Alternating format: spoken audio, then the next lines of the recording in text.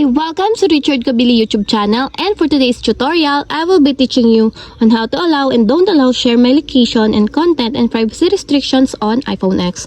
But first, kindly subscribe to this channel and don't forget to hit the subscribe button and the bell to notify you for the new updates. And let's start! Using your iPhone X from your home screen, first go to Settings.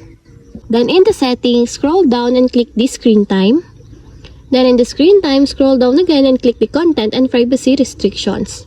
Then after that, in the content and privacy restrictions, scroll down and go to privacy sections, then click the share my location. Then in the share my location, if you want to change it to don't allow, just click it until there's a check mark on the side. And if you want to change it to allow, just click also until there's a check mark on the side. And that's it, we have successfully allow and don't allow share my location and content and privacy restrictions on iPhone X. If you have a question, kindly comment down below and don't forget to hit the subscribe button and the bell to notify you for the new updates. And thank you for watching!